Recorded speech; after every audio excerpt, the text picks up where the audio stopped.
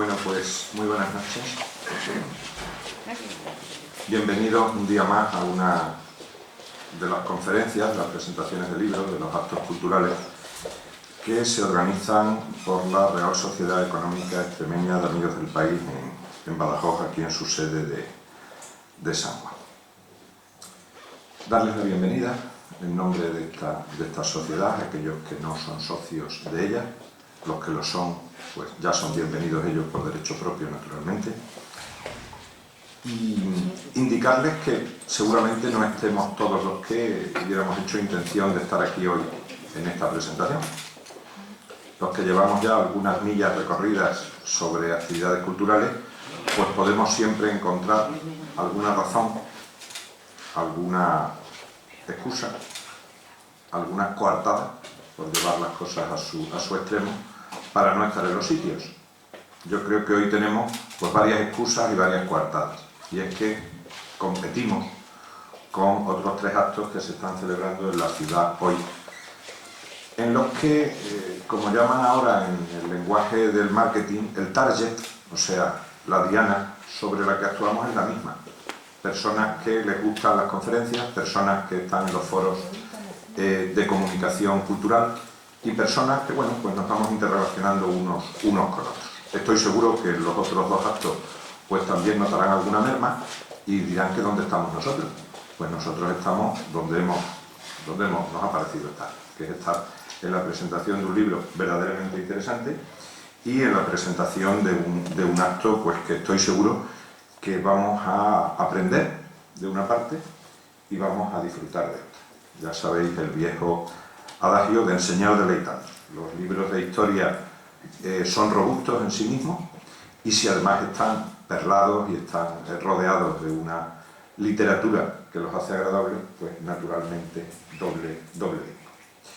Por mi parte nada más, los dejo en la compañía gratísima, por supuesto, de Caridad Jiménez Parralejo, socia y anterior miembro también de Junta de Gobierno de la Real Sociedad, y de Rosa López, que también pues debuta en esta plaza. Sé que el libro también ha visto la primera luz en Guadalupe, un sitio verdaderamente espléndido, pero no lo es menos traerlo a Badajoz a que tome, si no el bautismo, por lo menos la confirmación, y en eso estamos. Por mi parte nada más, darles a ustedes las buenas noches y deseando que tengamos un acto grato en compañía de todos. Gracias. Buenas noches, ya me ha presentado mi compañero, soy Caridad Jiménez, bienvenidos a todos. Dar las gracias a Rosa López por tener el buen gusto de venir a presentar, aunque ya la haya presentado, su novela aquí a la Real Sociedad, este salón. Y siempre bienvenido en este salón, la cultura la recibimos con los brazos abiertos y añado que también de vez en cuando a la poesía. He de obligado, por lo menos para mí, dar las gracias a mi compañero y estimado amigo Paco Zurrón. Muchísimas gracias, Paco, por hacer posible que estemos realizando esta presentación aquí. Muchísimas gracias, Rosa, por haberte venido hasta aquí y a tu esposo también. Dar las gracias también a la Junta Directiva de la Real Sociedad por permitir esta presentación y al personal de administración, que son las verdaderas encargadas de que todo funcione. Muchísimas gracias, se la he dado personalmente porque me he cruzado con ella, a Laura, Reme y también a Ana. Muchas gracias. Es curioso porque conocí a Rosa en marzo del año 2015, nada más y nada menos que en el Torno. Estábamos allí realizando unas jornadas literarias en nombre y rememoranza de Dulce Chacón. Bien es verdad que desde aquel día me impactó Rosa y no se me ha vuelto a olvidar. Ni ella, ni la buena exposición que nos hizo de su libro en aquel momento, que era Balboa, creo que era, ¿no? Balboa. Después hemos coincidido en Guadalupe con la Asociación de Escritores Extremeños y cuando se puso en contacto conmigo para decirme que tenía la pretensión de venir aquí a Badajoz a presentarla y que confiaba en mí, pues la verdad que es que casi que me temblaron las piernas. Muchas gracias, Rosa. Entro en materia diciendo que es notable la novela de Últimos días con Fernando, el mayor rey de las Españas, que ha escrito Rosa López Casero. De por sí el trabajo que ha afrontado es fuerte y hay que añadir que además mucho más, puesto que lo ha escrito en primera persona, con la dificultad que eso entraña. Una gesta que ella desarrolla con un tramar y urdir de lo que debió acontecer en la vida de un gran monarca que crecía a la sombra de un femenino ciprés. Permítanme el símil si continúo diciendo que toda sombra de mujer es alargada, como la de Rosa, una magnífica escritora, mi compañera de la Asociación de Escritores Extremeños, que reside en Coria, pero que lleva a orgullo ser de Torrejoncillo. Un pueblo que además está hermanado con Navalvillar de Pela, que es justamente el pueblo que me vio a mí nacer. Por lo tanto, permíteme, Rosa, decir que tú y yo somos hermanas. Bueno, pues con tu permiso, Rosa, y con el permiso de todos, dirijo al público unos breves datos sobre ti, que a mí me gustaría más hablar de tu belleza literaria, sin menospreciar tu gran belleza de mujer, pero de ambas cosas estoy liberada, puesto que la última, por los ojos de todos los presentes que lo pueden comprobar, y por la otra, por los oídos que van a escuchar ahora cuando ella nos relate su novela, nos haga su presentación literaria. Rosa es licenciada en Psicología y tiene estudios en muchas áreas más, tales como Filología, Historia, Sociología, Magisterio, Pedagogía e Inglés, y es, como podremos comprobar, una mujer del Renacimiento. Pues además de escribir novelas, entre las que se encuentran La Pasión de Balboa, Orellana de Trusillo al Amazonas o La Travesía de los Sueños, escribe libros de texto, imparte conferencias, participa en Cruz de Lectura, talleres de cuento y poesía, microrrelatos como La Nueva Caperucita o la guía del Museo de la Cárcel Real de Coria, y es una colaboradora excepcional tanto del periódico Extremadura como del diario Hoy, Prensa 4 de Madrid, La Crónica de Coria, además de tener numerosas publicaciones digitales, antologías y revistas por internet. Rosa es una mujer que se merece muchos premios, habiendo recibido el Internacional de Novela Alcorcón Siglo XXI y el de Novela Dos Letras. También ha sido finalista en Novela Histórica de Úbeda, Novela Corta Encina de Plata de Navalmoral de la Mata. Tiene un premio de literatura muy importante, importantísimo diría yo, porque se lo ha concedido la Asociación Cultural El Telar de Torrejoncillo, porque es muy difícil ser profeta en tu tierra. Entonces, además ha sido finalista en la Biblioteca Pública del Ayuntamiento de Coria, donde vives, y que es su segunda tierra, y en los certámenes literarios Pablo Neruda de Cartas de Amor. Tiene premios en un apartado de la literatura muy difícil, que son los cuentos infantiles, y ella tiene muchos, el de la Asociación Unión Cultural Zona Sur de Valladolid, otro de la Diputación de Almería, también el AGECO de Costa Rica en cuento infantil y en el de adultos, doblete. Hace microrrelatos y se los premian. Por ejemplo, ha obtenido reconocimientos los celebrados por la OPES, por Vocento, por Villa de Moraleja, por la editorial Ipálague, en sendos concursos de microrrelatos Algazara, en los 5º concursos del Ayuntamiento de Cigüeñuela y mención de honor en el certamen de relatos Mujeres sin Reglas en Barcelona. Rosa, además, es poeta y así lo atestigua en los premios que tiene en esta modalidad literaria, como es el primer premio de poesía en la primera Semana Cultural de Calzadilla.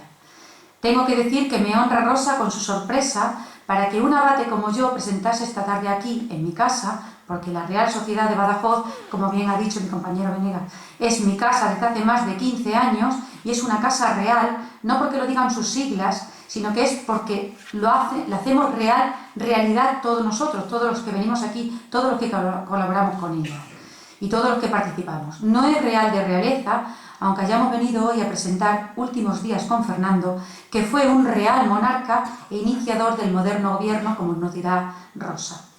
Quizá un moderno gobierno porque se modernizaban sus súbditos, es posible que fuera a contrapié, quizás, y obligados iban ellos, ya que en sus días, en los de Fernando, los historiadores como Rosa nos dicen que había corrientes intelectuales basadas en la unificación de territorios, que unían las coronas de Aragón y de Castilla, que se conquistaba el reino de Granada, que se hacían incursiones en África, en Italia y en Francia, y lo mejor estaba por llegar allende los mares, serían las Españas.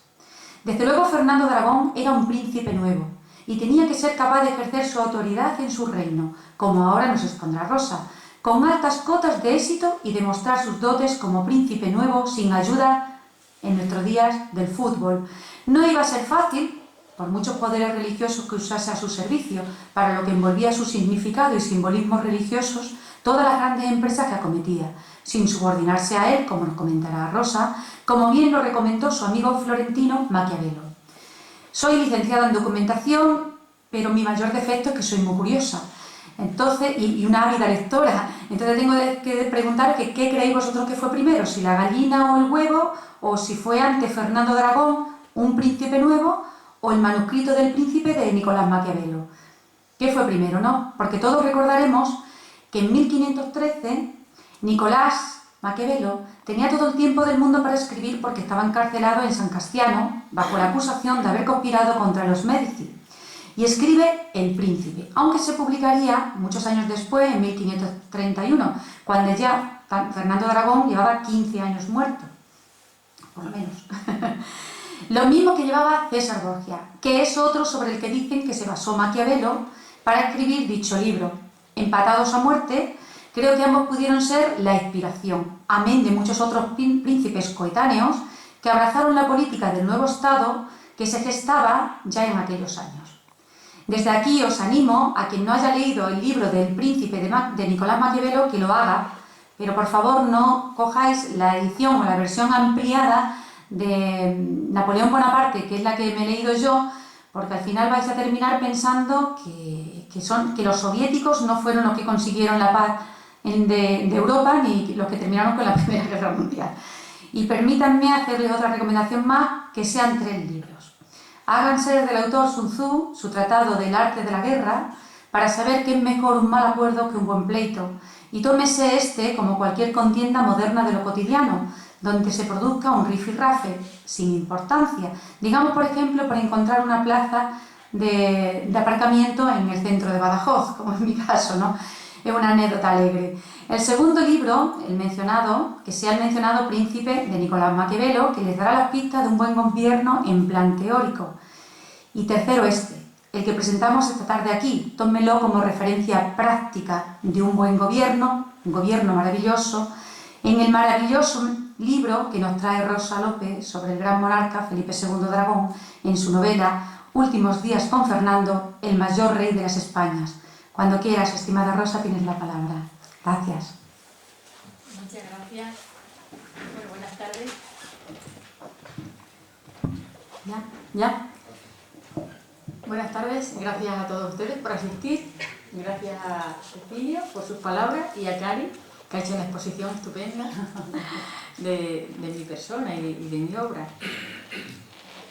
Me preguntan que por qué se me ha ocurrido escribir una novela sobre Fernando el Católico, con la de libros que hay sobre él, ¿no? Y sobre un personaje tan conocido. Y entonces yo les digo que principalmente porque me gusta reivindicar la figura de este rey, que para mí, como subtítulo, fue el mayor rey de las Españas, porque su figura está opacada por la de Isabel. No es que Isabel fuera una mala reina, es decir, fue una gran reina, pero, como vamos a ver ahora a lo largo del libro, Fernando la superó.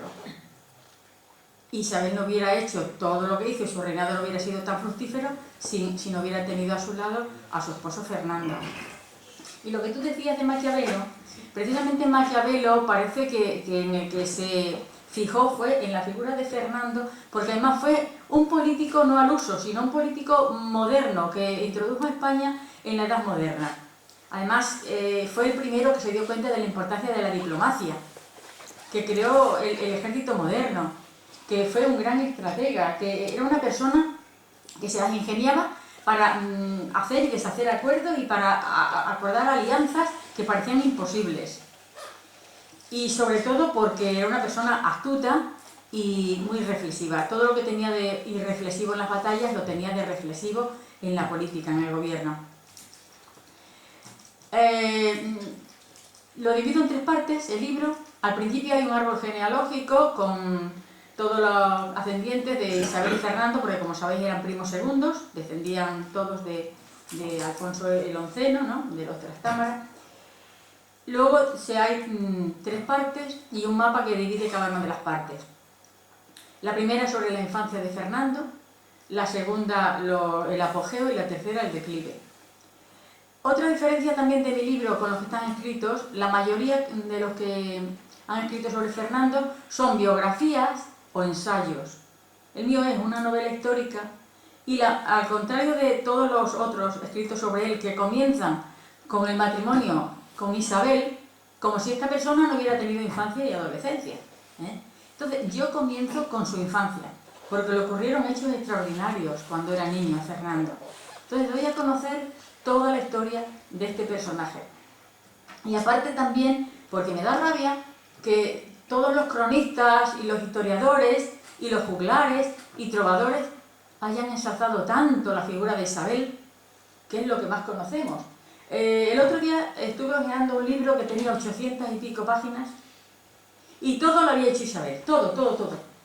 Isabel había descubierto América, Isabel había conquistado Granada, Isabel había hecho todo. Y a Fernando solo le dedicaban unas cuantas palabras, una línea donde decía, se casó con su primo segundo, con Fernando II de Aragón.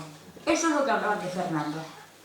Entonces me da rabia que la figura de Isabel se haya ensalzado tanto en detrimento de la de Fernando. Y por eso ha sido querer escribir un libro buceando muchísimo a los cronistas del siglo XVI y en los historiadores que, como Jaime Vicente fue de los primeros que empezaron a reivindicar la figura de este gran rey. Y luego otra gran diferencia, pienso yo, de mi novela, con las que existan sobre Fernando, es que toda ella transcurre en Extremadura. Yo en todas mis novelas siempre escribo de Extremadura, es decir, investigo y os quedaréis extrañados de la importancia que ha tenido Extremadura siempre en la historia. No solo en el siglo XIX, por supuesto, que está mucho más reciente, sino siempre ha tenido una gran importancia. ¿Y qué se conoce de Extremadura en la historia? Poco o nada. Entonces a mí me gusta, pues, barrer para casa. Y todo lo que existe sobre Extremadura, pues, lo plasmo en mis libros. Extremadura tuvo una gran importancia en el reinado de los reyes católicos. Y, como digo, toda mi novela transcurre en Extremadura. Comienza en Plasencia. Fernando viene a Plasencia y allí decide escribir sus memorias. Y a partir de ahí, él va contando todos los hechos importantísimos que ocurrieron, tantas y tantas cosas en su reinado, lo va contando porque dice que quiere contarlo por él mismo, no con lo que cuenten los cronistas u otros autores. Y desde Plasencia, ¿por qué vino a Extremadura? Pues porque sus médicos le habían recomendado Extremadura porque decían que era la tierra con mejor clima para curar sus problemas de salud, que ya tenía muchos problemas, y por eso se vino a Extremadura. Vino en noviembre de 1515 y estuvo 2 meses hasta el 23 de enero de 1516, que fue cuando murió en Madrigalejo. Bueno, pues esa persona, aunque estaba enfermo, no paró, porque era una persona tan dinámica que estaba siempre no solamente recibiendo a gente hasta extranjera, de Flandes, de los distintos sitios, sino organizando empresas y, bueno, presidiendo los capítulos de las órdenes militares y tal, y reuniéndose con personas importantes, recorriendo pues muchísimos pueblos de nuestra Extremadura.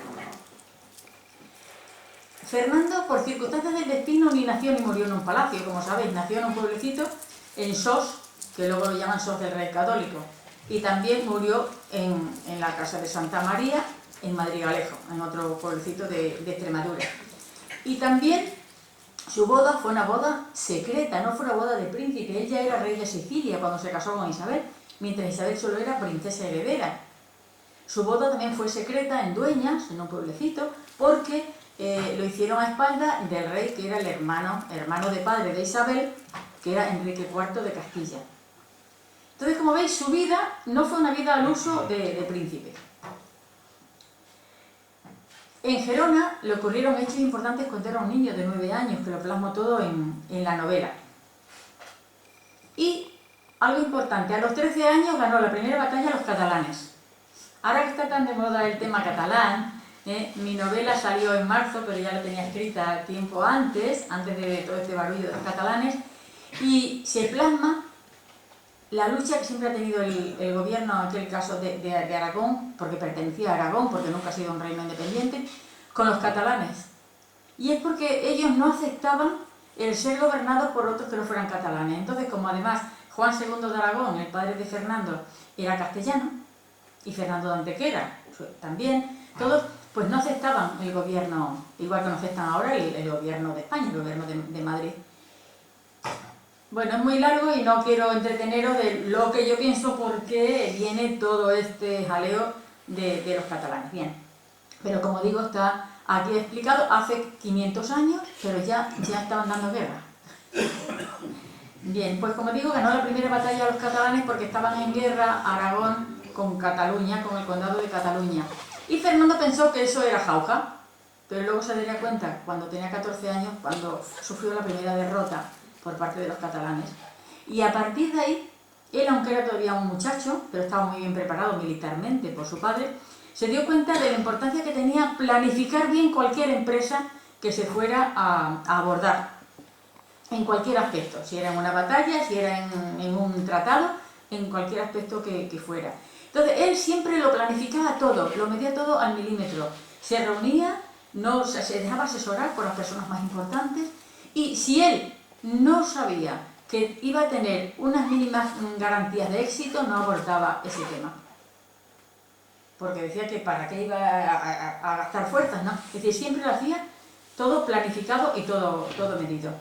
Y por eso, y por muchas otras cosas, por lo que Maquiavelo se fijaba en él, porque tenía unas grandes dotes de gobernante, tanto que durante su reinado tenía un gran prestigio las Españas, como llamaban ya a Castilla y a Aragón, y todos los reyes de Europa, pues le tenían en un pedestal a Fernando, y además era el que ejercía la hegemonía.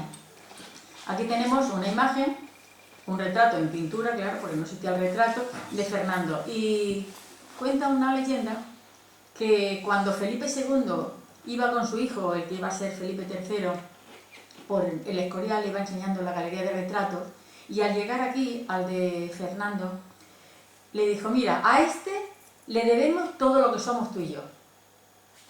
Efectivamente, Fernando fue el que forjó el gran imperio que luego después disfrutaron Carlos I, su nieto, y Felipe II, su bisnieto. El que puso las bases del gran imperio español fue Fernando, juntamente con su esposa Isabel. Este es un retrato de Fernando e Isabel. Él tenía 17 años cuando se casó, y su boda no fue una boda por amor, fue una boda por razón de Estado. Su verdadero amor no fue Isabel, ya lo cuento en el libro. Tuvo varios amores y hijos bastardos, sí, pero es que aquello era el pan nuestro de cada día. Entonces hay que verlo con la mentalidad de antes, que hasta los curas y los papas y todo el mundo tenían hijos bastardos, ¿no? Entonces, pues él iba a ser, bueno, aparte de que Isabel era una estrecha, y el pobre hombre, pues, tenía que buscarse la vida por otro lado. Cuando murió Enrique IV, que afortunadamente murió muy pronto, dicen que envenenado, porque el envenenamiento estaba a la orden del día. Aquí en la novela salen muchos envenenamientos de reyes y de príncipes. Lo que pasa es que entonces, como no existía el ADN, pues no se podía saber. No lo hacían ni la autopsia, entonces no sabían de que había muerto. Cuando Isabel se casó, su hermano Enrique le volvió a desheredar y volvió a nombrar a su hija, que es esta, Juana la Beltraneja. Sabéis que la llamaban la Beltraneja porque decían que no era hija de él, sino que era hija de un valido suyo, don Beltrán de la Cueva. Cuando está demostrado que a la muerte de Enrique IV, que está enterrado en Guadalupe, don Gregorio Marañón estuvo unos meses estudiando la momia del rey y llegó a la conclusión que Enrique IV no era homosexual, ni era impotente, en tal caso sería bisexual, porque también está demostrado que hacía a pelo y a pluma. Entonces, también se dice que su mujer, Juana de Portugal, la segunda mujer, que fue inseminada con una cánula de oro por un médico judío. Entonces es muy probable que el verdadero padre fuera Enrique IV. Entonces Enrique, según le venía al aire, porque tenía muy poca voluntad, pues ponía heredera a Isabel o ponía heredera a su hija Juana, la heredaba y la desheredaba. Cuando murió Enrique, Isabel le faltó tiempo para el día siguiente, se fue a Segovia para que la coronaran reina de Castilla, sin esperar a Fernando, que estaba en su reino de Aragón. Fernando le dijo: esto nos va a traer problemas, nos va a traer la guerra. Efectivamente. Los del bando de Juana, pues pensaban que una niña de 13 años era más fácil de dominar, pensaban los nobles, que a Isabel y Fernando, que ya habían demostrado el carácter que tenían los dos y que ellos querían gobernar, no dejarse gobernar por ninguno, ni por arzobispo Carrillo, ni por nadie. Entonces, su tío, que era Alfonso V de Portugal, entró por Extremadura y la mayoría de los nobles se pusieron de parte del bando de Juana. y a Isabel la apoyaban muy poco, los Mendoza, el cardenal Cisneros y muy pocos nobles. Y el pueblo, porque Fernando siempre le dijo a Isabel que tenían que tener al pueblo de su parte. Y lo mismo en Aragón y en Cataluña y en Castilla, el pueblo nunca se les sublevó porque siempre estaban del lado de los soberanos. Bueno, pues después de la guerra, que no vamos a entrar en detalles porque ya está contado ahí, ganaron, bueno, la batalla de Toro, que fue decisiva, dijeron que habían ganado la guerra. Pero, a decir de algunos cronistas, quedaron en tablas. Lo que pasa es que don Joao, el hijo del rey de Portugal, de Alfonso V, se fue con su ejército. Y entonces se fue un error, porque al irse dejaron el campo libre. Y Fernando, yo digo que fue el que inventó el marketing, porque le mandaron unas cartas al Papa de Roma diciéndole que habían ganado la guerra contra la guerra de sucesión y contra los portugueses y que ellos se coronaban reyes de Castilla. Entonces el Papa, pues ya legalmente los consideró reyes legítimos de Castilla. Mandaron a todos los curas que en el púlpito proclamaran que habían ganado la guerra y que los reyes legítimos de Castilla eran Isabel y Fernando. Los juglares y los trovadores lo iban cantando por los pueblos, por las aldeas, por las ciudades, por todos sitios. Pusieron letreros, aunque había mucha gente analfabeta, en las puertas de las iglesias para que lo leyeran todo el mundo. Escribieron cartas a todos los reinos de Europa. Y entonces en todos los reinos de Europa ya fueron reconocidos. Por eso digo que fue el rey del marketing, porque veía la importancia de la propaganda. Y sin televisión, sin teléfono, sin periódico, sin nada, ya me diréis cómo se propagaba todo aquello, ¿no? Entonces ellos mismos se autoproclamaron reyes de Castilla y Aragón. Después, lo primero que hicieron fue arreglar los asuntos internos, porque aquello era un desbarajuste en tiempos de Enrique IV. Los caminos no se podía circular porque estaba lleno de bandoleros, te asaltaban a cualquier momento o te mataban, y aquello, bueno, estaba en poder de los nobles. Abolieron todas las leyes que eran ya obsoletas de la Edad Media y crearon otras leyes modernas. Apartaron a los nobles del gobierno, que ocupaban todos los puestos importantes, y crearon lo que se llama la nobleza de servicio. Eran personas que habían estudiado en la Universidad de Salamanca, personas de clase humilde, pero que estaban muy bien preparados. Entonces a eso le dieron todos los cargos importantes. Y claro, todos dependían ya de la corona. Crearon otros impuestos también, como lo de la lana merina, y para sanear la economía. Entonces la corona, poco a poco, porque no tenían un maravedí, pues fueron adquiriendo más poder económico, porque estaba todo en manos de los nobles. Y una vez que ya tenían más o menos saneado esto, es cuando dijeron, ahora ya podemos abordar la conquista del Reino de Granada. A propósito de esto, también hay una anécdota. Bueno, reactivaron la Santa Hermandad, porque ya estaba creada, pero no funcionaba, volvieron a activar la Santa Hermandad. Y en mi novela cuento que cuando Fernando iba con el Duque de Alba, que siempre fueron fieles a la corona, con el Duque de Alba, y con Lorenzo Galíndez de Carvajal, que era de Plasencia, con su médico y con otras personas, y se trasladó de Plasencia y iba a Cáceres, pues cuando fueron por el puerto de los Castaños, los asaltaron unos bandoleros.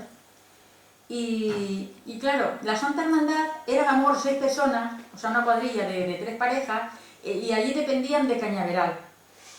Eso es verídico, o sea que... Y el concejo era el que tenía que pagarle a los de la Santa Hermandad. Y el uniforme era una camisa verde, un verde chillón con unas mangas muy anchas, un chaleco de cuero, ¿no?, los calzones y así. Y claro, esta cuadrilla de 6 personas, pues tenían que ir, lo mismo si había incendios, si había crímenes, si había robos, si había cualquier disturbio, tenían que coger una zona muy importante y no llegaban a tiempo. Y no voy a desvelarlo, pero bueno, se salvan de aquello, y cuando ya llegan con los tambores y todo, los de la Santa Hermandad, los ves llegar. El Duque de Alba les dijo, buenas horas, mangas verdes, porque como digo, lo que más destacaba eran las mangas, no daba tiempo para llegar a nada. Bueno, pues estaban ya en la guerra de Granada, aprovechando que Molins había atacado una fortaleza cristiana, le declararon la guerra. Pero claro, se encontraron con que Granada era un reino muy rico y muy poderoso, tenía una gran armada, y duró 10 años. Pero no 10 años, no pensemos que la guerra de Granada fueron 10 años de guerra. En esos 10 años había treguas de 2 o 3 años, donde los agricultores y todos los que iban se iban a trabajar sus campos, los reyes se iban a organizar sus cortes y su reino, ¿no? Fernando de Aragón e Isabel de Castilla, y así los nobles pues lo mismo a sus cosas. Y estando en Guadalupe, donde está constatado que fueron más de 20 veces, los reyes católicos por Isabel tenían pasión por Guadalupe, por el monasterio de Guadalupe, por la Morenita, y se llevaban muy bien con el prior, porque el prior de Guadalupe les aportaba muchísimo dinero, tanto para la guerra civil con los de la Beltraneja y Portugal, como para la conquista del reino de Granada.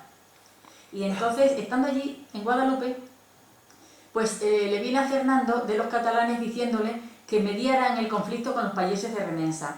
Los payeses de Remensa eran los agricultores de Cataluña, y Cataluña se estaba empobreciendo porque llevaban ya muchísimos años, habían estado ya en 2 guerras, los payeses contra los nobles y el alto clero, porque estaban en unas condiciones como del feudalismo, eran esclavos de los señores, no ya feudales, sino de los nobles.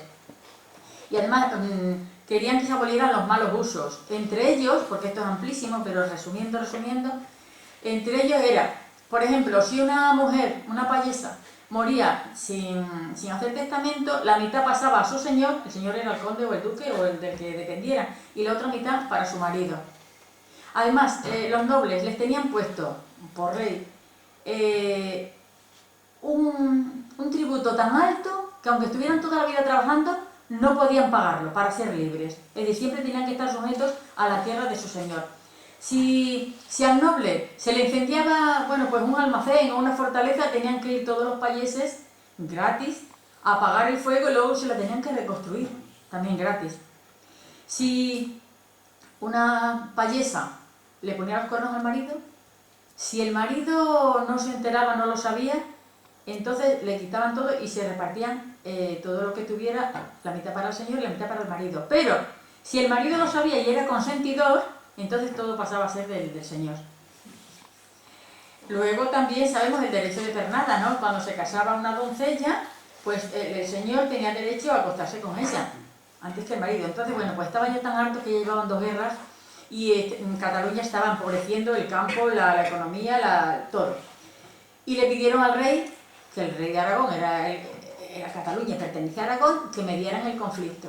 Entonces Fernando le dijo a Isabel que él tenía que irse a su reino de Aragón, pues para solucionar el conflicto. E Isabel le dijo que no, porque Isabel tenía derecho, en las cláusulas que firmaron para la boda, si ella no le daba permiso, Fernando no se podía ausentar de Castilla. Entonces le dijo que no le daba permiso para irse. Entonces Fernando, que tenía también mucho carácter, le dijo, tú no me das permiso. Bueno, pues muy bien, los convocó aquí y los convocó en Guadalupe. Vino una delegación de los nobles del alto clero y una delegación de los payeses de Remensa, que el caudillo era Bernayat.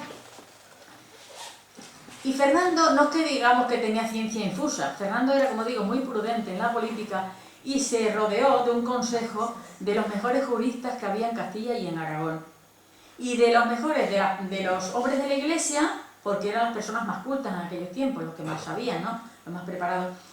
Y entre todos, pues estuvieron analizando y llegaron ya a unas conclusiones. Entonces Fernando firmó en marzo de 1486 la sentencia arbitral, que se llama de Guadalupe porque se firmó allí, mediante la cual se abolían todos los malos usos.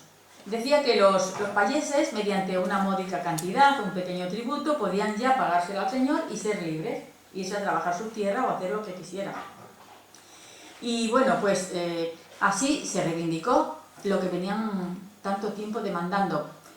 Le tenían a cambio de devolver los castillos, las fortalezas que habían conquistado durante la guerra, se lo devolvían al señor. En fin, no estaban de acuerdo unos ni otros, a ninguno satisfizo esta sentencia. Pero como Fernando tenía tal majestad y tal poder de convicción, ninguno fue capaz de rebelársele.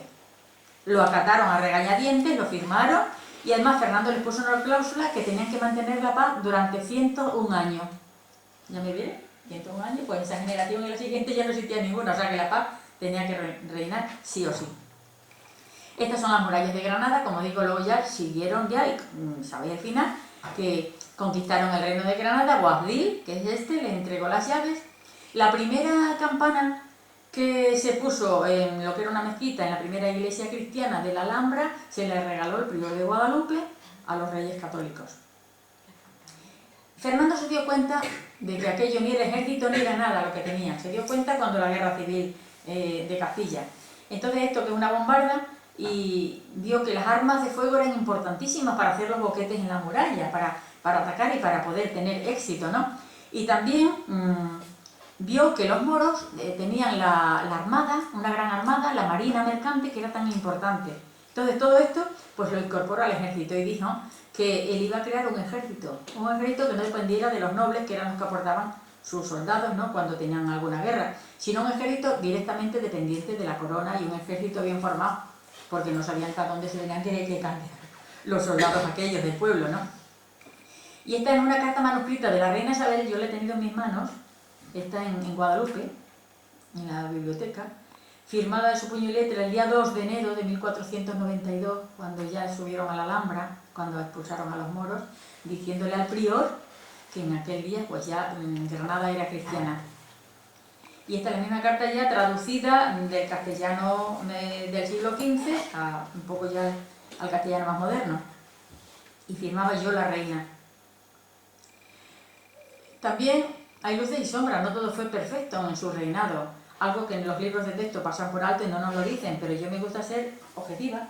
Y entonces pienso que algunas sombras del reinado de Isabel y Fernando fueron volver a activar el Tribunal de la Santa Inquisición, donde se cometieron muchos atropellos y hubo muchos crímenes, muchas personas llevadas a tormento, y también la expulsión de los judíos. Cientos de miles de judíos fueron expulsados cuando sabéis que los judíos eran los que más preparados estaban en la medicina, en la filosofía, en las artes. Bueno, tenía muchos médicos, un médico judío fue también el que operó a Juan II, el padre de Fernando, de cataratas, que no veía nada. Por eso fue porque mandó a su hijo con 13 años a la guerra, porque es que él tenía que ponerse al frente de los ejércitos porque él no veía. En todos los aspectos, en el comercio, en todos los estaban muy evolucionados y eran los más ricos, los judíos.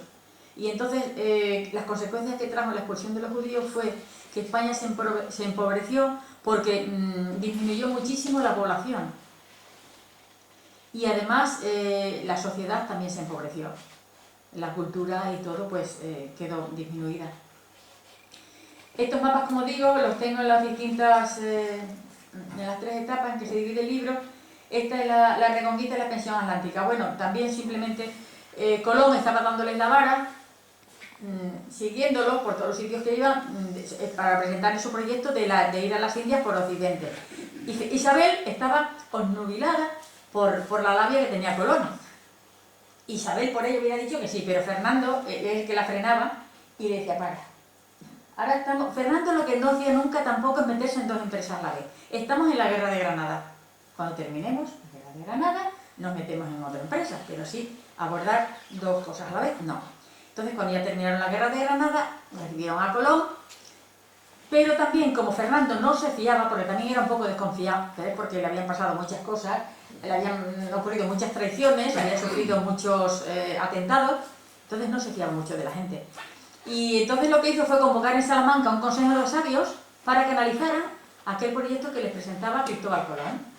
Es decir, que no lo hicieron así por la buena, sino que él analizaba todo.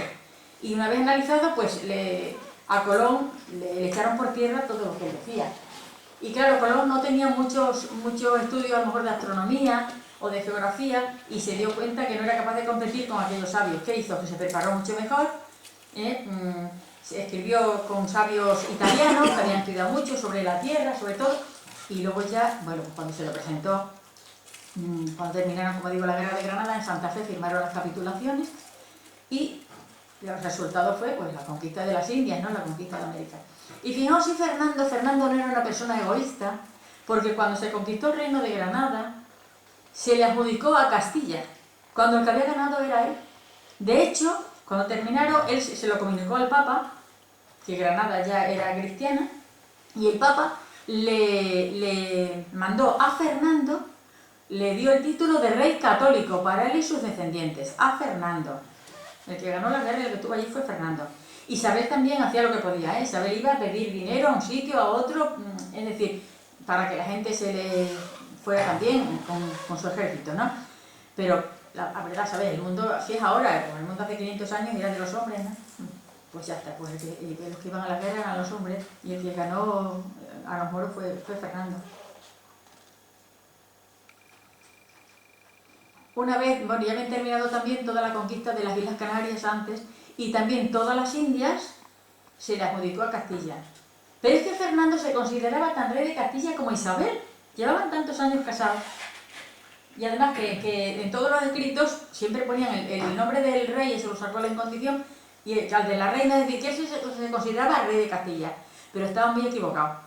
Cuando murió Isabel, en 1504, entonces vio que los nobles no le querían, que si le habían aceptado era por Isabel. A él le consideraban un extranjero, porque Aragón era un reino extranjero. Porque además Aragón y Castilla nunca se llegaron a unir.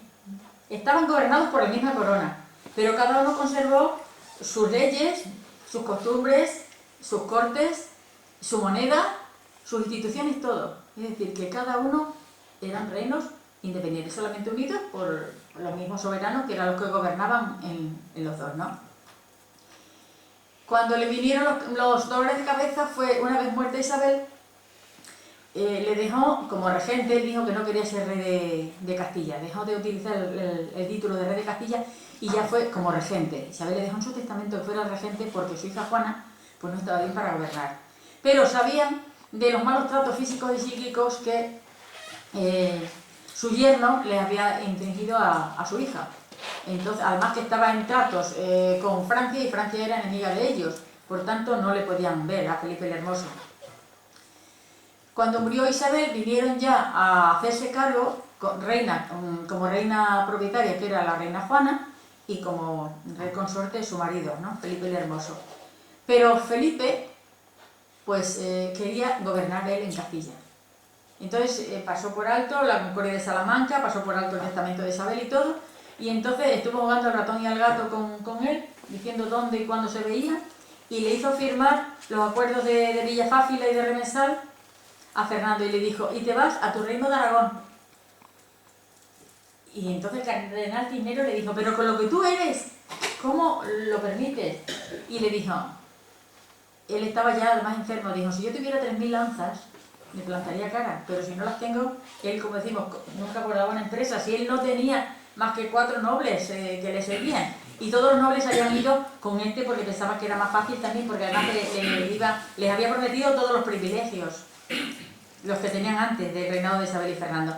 Pero él, en vez de irse a Aragón, se fue a Nápoles, que se le había conquistado el gran capitán. Gonzalo Fernández de Córdoba había conquistado Nápoles, entonces se fue a gobernar a Nápoles. Antes les había dicho, jugó la última carta, y le había dicho a Maximiliano de Austria y a su hijo Felipe el Hermoso, si no llegamos a un acuerdo, que gobernemos, ya le decía que gobernaran los dos, su yerno Felipe y él, si no llegamos a un acuerdo, pues me voy a casar otra vez, y porque no quería que el reino de Aragón lo gobernara su yerno Felipe, que tantos quebraderos de cabeza le había dado, y no se lo creyeron. Entonces, fijaos si era hábil Fernando, que tenían una alianza, el emperador Maximiliano y su hijo tenían una alianza con el rey de Francia, con Luis XII. Y él, que era el rey de un pobre reino como era Aragón, consiguió, por eso se necesita ser buen diplomático y astuto, consiguió que rompiera la alianza con ellos y se aliara con él. Y como condición también, pues se casó con una sobrina carnal del rey que era Germana de Foix.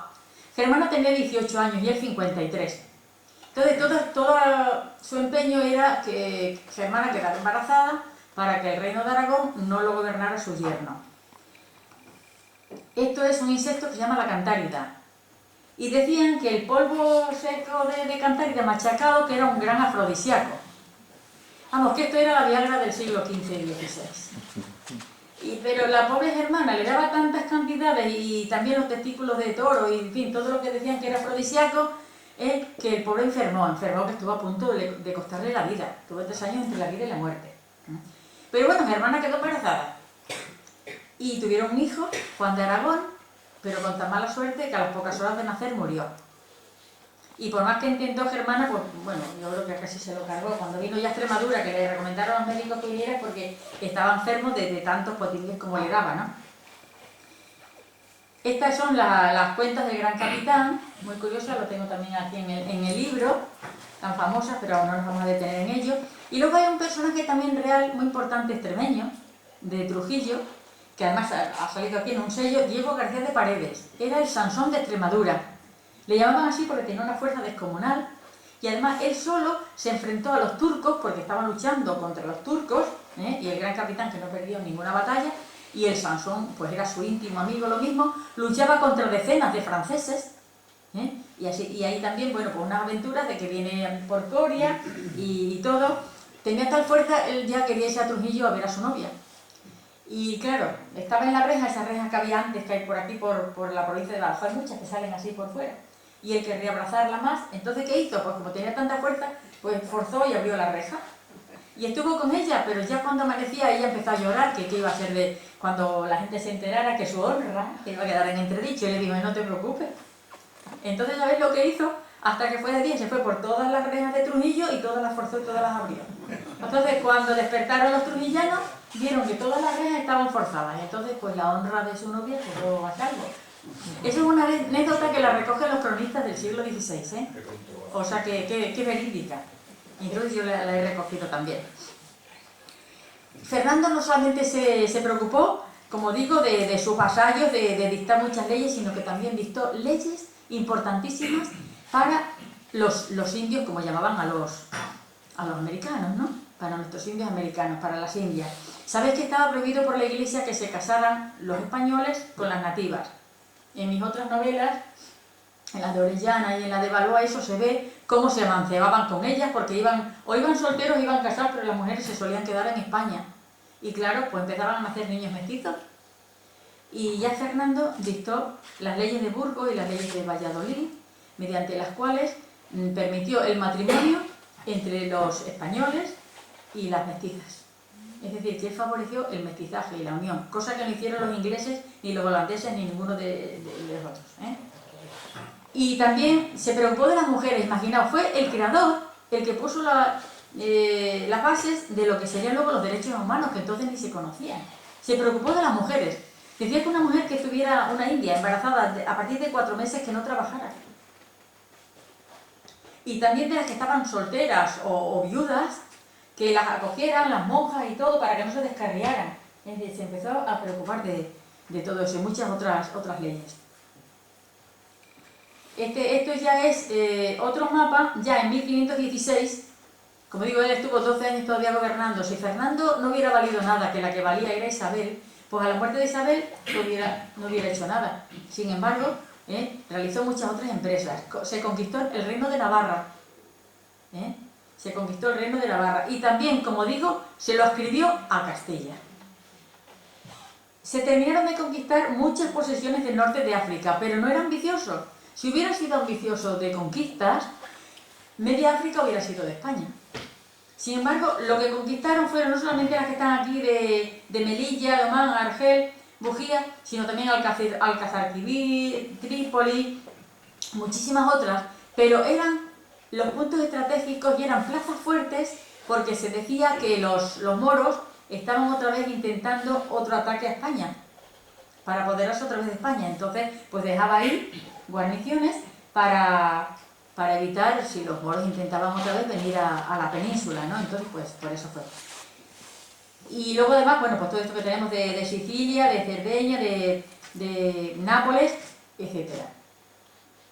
Y luego cuando murió estaba también organizando otra incursión para luchar contra los moros. Cuando venía, fue a Trujillo. En Trujillo también le pasan muchas aventuras. De Trujillo tenía que pararse en Abertura y para ir a Guadalupe porque iba a presidir un capítulo de la orden militares. Pero se encontró tan enfermo, que ya le tuvieron que llevar a la casa de Santa María en Madrigalejo. La casa de Santa María, dice un cronista, Pedro de Anglería, que murió míseramente en una casa muy pobre. Eso es mentira. La casa de Santa María pertenecía al monasterio de Guadalupe. El monasterio de Guadalupe era riquísimo, tenía muchísimas de esas, tenía miles y miles de cabezas de ganado, ¿sabes? De lanar, de todo tipo, molinos, batanes, todo. Y el complejo este de Santa María equivalía a lo que es ahora un parador de turismo de 5 estrellas. Tenía más de 1 hectárea de extensión, allí había capilla, allí había sala, allí había todo. Y los reyes que pasaban, bien de Portugal o de Francia, que pasaban, se hospedaban allí, muchos nobles también. Tenían digamos, como un corral, un sitio que había más de 120 caballos. Es decir, que eran unas dependencias enormes, era lo mejor que existía por entonces, por allí. Entonces allí se hospedó, y allí estuvo 3 días, allí dictó su último testamento, y entonces él le había dejado todo a su nieto preferido, que era Fernando, se llamaba como él, era el tercer hijo de Juana la Loca, había nacido en España, Isabel y Fernando las habían educado, hablaba el español, conocía nuestras costumbres, todo, y entonces ese quería que